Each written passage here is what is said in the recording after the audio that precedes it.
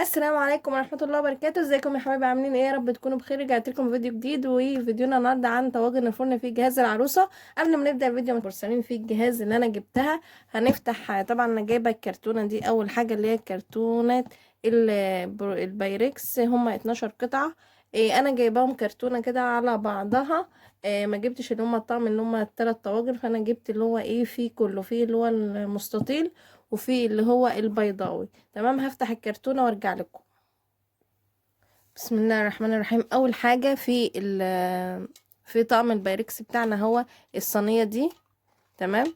دي ده بايركس حراري اصلي، فرنساوي. وده الختم بتاعه هو دي بتاخد واحد. دي صينية اللي هي صينية البسبوسة. ممكن تعملي فيها بيتزا، ممكن تعملي فيها بسبوسة، زي ما انت زي ما انت عايزة. دي كانت اول حاجة.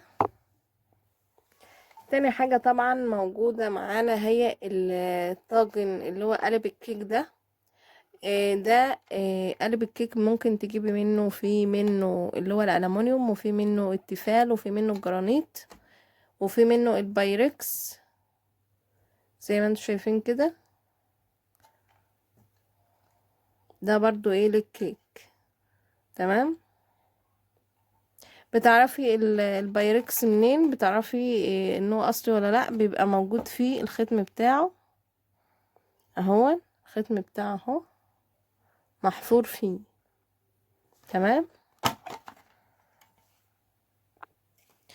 تاني حاجة معانا اللي هما الحاجات دي، اللي هما زي حلة كده، حلة صغيرة.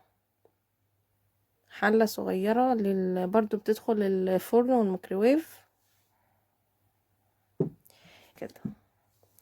ودي الحلة التانية اهي. يعني هما حلتين مقاسين، بس دي اكبر منها شوية، صغيرين قوي. بيد اهي، زي ما هو باين ليكوا كده. جاي مع الطعم برضو البولة دي، جاي معاه البولة دي. البولة دي زي ما انتم شايفين كده اهو. يا رب تكون ظاهرة ليكم. ونرجع بقى لقوالب قوالب البايركس. ده قالب بيضاوي اهو بالشكل ده. اهم حاجة وانت بتستخدمي البايركس ان انت تجيبي له حوامل، اللي هي عشان ما ينفعش تطلعيه من الفرن فتحطيه على طول على الرخامة مباشر، فهو يعني بعد الشر يعني يتكسر منك. برضو لازم تجيبي له حوامل تحط عليها، سواء حوامل خشب، حوامل اللي هي الستانلس دي، اللي هي بتبقى عازلة بين الرخامة او اي حاجة تانية خالص. تحطها عليه، حتى على السفرة نفسها لازم تجيبي له حوامل تحطيه عليه. لو السفرة بقى خشب وكده عادي وناشف ومعلوش مية، بتحطيه عادي عليه، مفيش مشكلة. ده كان الطاجن أول واحد.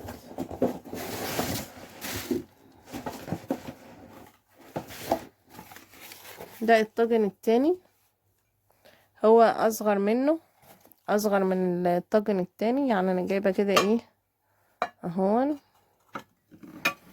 يعني هما كده 2 طاجن بيضاوي اهو.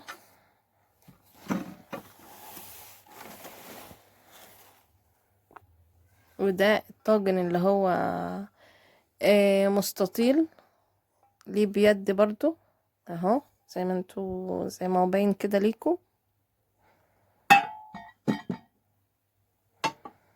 ده مقاسه.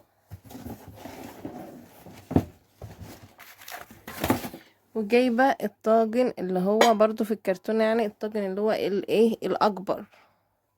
تمام. حتى الايد بتاعته نفسها عليها عليها الختم البايركس اهو.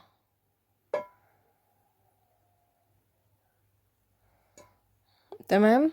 طبعا هما بسم الله.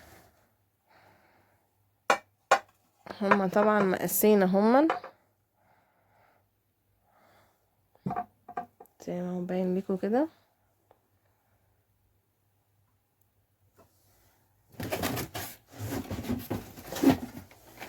طبعا جاي مع الطعم تاني، جاي معاه الغطا ده، هو منه غطا ومنه قلاية بيض للحلة الكبيرة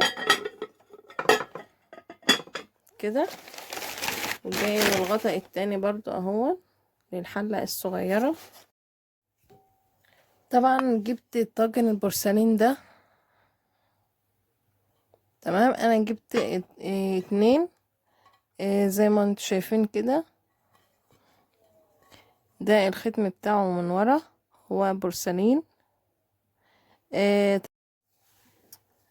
طبعا طاجن البورسلين ده ميزته طبعا ان انتي ما بتغرفيش الاكل في حاجة تانية، انت بتقدميه على السفرة كده على طول. برضو استخدامه زي استخدام البايركس بالظبط، في ان لازم نبقى ليه حوامل تحته كده. ما ينفعش تطلعيه من الفرن تحطيه على الرخامة سواء مبلولة او ناشفة. ما ينفعش تحطيه على حاجة يعني اقل درجة حرارة من بتاع نفسه. فانت بتجيبوا لي يا اما خشب يا اما حوامل خشب يا اما الحوامل اللي هي الاستانلس اللي بتبقى مخططه دي. تمام، وانتوا برضو قولوا لي رايكم ايه. جبت برضو واحد صغير كده ليه، واحد صغير كمان. ده الماركه بتاعته اهي، عشان لو حد حب يجيب زيها. تمام، هو مكتوب هنا جوه هنا ان هو بيدخل الفرن والميكروويف ايه فرن وميكرويف وغسالة الاطباق، وبتحط برضو في الفريزر. تمام.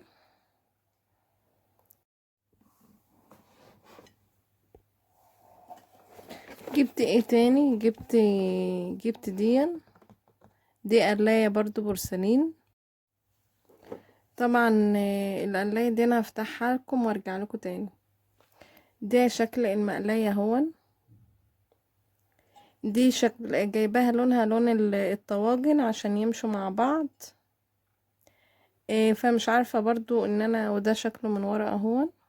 طبعا بتعملي فيه كل اللي انت عايزاه، مش بيض بس، يعني بيض وبتعملي فيه برضو بطاطس، بتعملي فيه بشاميل، ممكن تحطيه في الفرن، ممكن تحطيه على البوتاجاز على نار هادية.